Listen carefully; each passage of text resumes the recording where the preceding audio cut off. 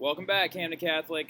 Today we're going to finish talking about the Persian Empire. We finished off in class with the Royal Road, which was their 1,600-mile long trade route that cut through the entirety of the empire. And so let's keep going. But we left off on Darius the First, actually, or Darius the Great as well. So he was actually a member of the king's bodyguard, and he overthrew the king in 522 BC. Does anybody remember who that king was? Good job, the Bear brothers. That was Cyrus the Great.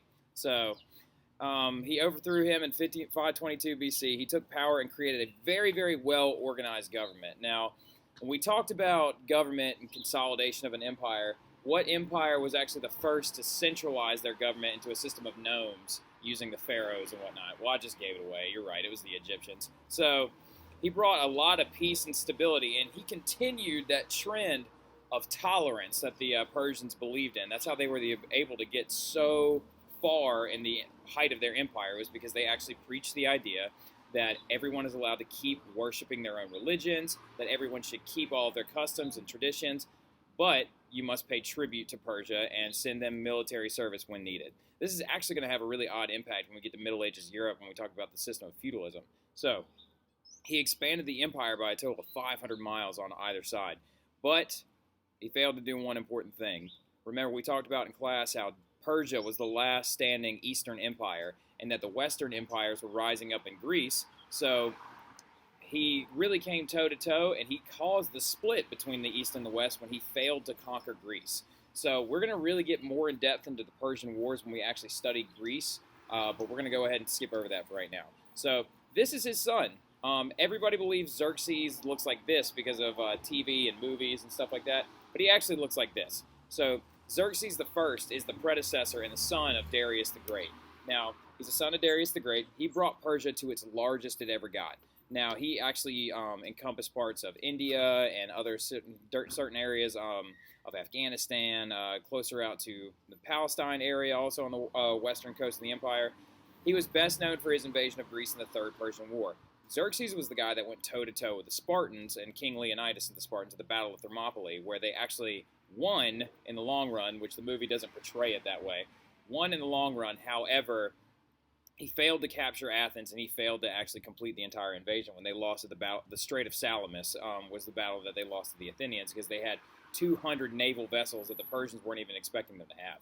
So he was the last great leader of Persia. The ones following him made the empire very, very weak and caused a huge amount of disunity. So if you have disunity among your empire and someone comes to invade eventually, what's going to happen to your empire? Exactly. It's going to crumble, just like an old Jenga game, right? So the guy that's going to be in charge of destroying all the Persians was this man, Alexander the Great. Actually, Alexander the Third, but we'll talk about him more in depth when we get to the Hellenistic period in Greece. So he's a Macedonian king, and Macedonia is the northernmost region of Greece. He laid the final death blow to the Persian Empire. So right down here, you can see that in the bottom left, that's a coin with Alexander the Great's face on it. And then right here is actually one of the last freestanding frescoes of Alexander the Great. So where is Greece in general? Where over here, Lydia, Korea, and Mysia, that actually is the western coast of Persia. And right here with Macedonia and Crete, this is Greece. Stop laughing at me, mama. All right, so anyway, and then, so what about him? He's looking? All right, so it's fine. I can end up on YouTube. I don't care.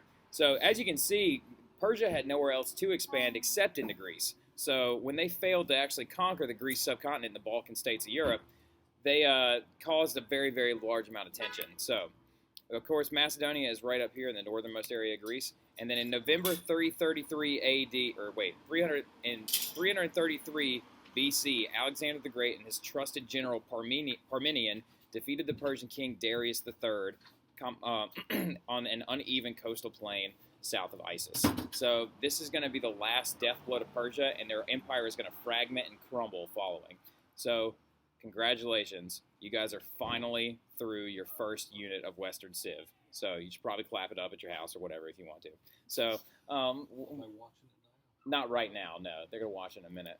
So right here, as you can see, that's the breadth of the white outline is the breadth of Alexander the Great empires. And as you can tell, he completely dominated Persia. He actually expanded into Egypt, parts of northern Africa, and close to Algeria and Tunisia.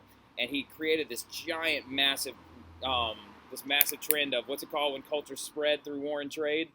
Anybody? Anybody? Mama? Daddy? Know what it's called? Ben? Know what it's called?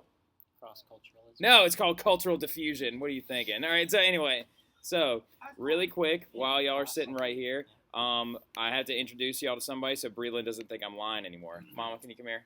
No. Come here, Mama. No. Come on, Mama. No. Come on. Come on. Okay.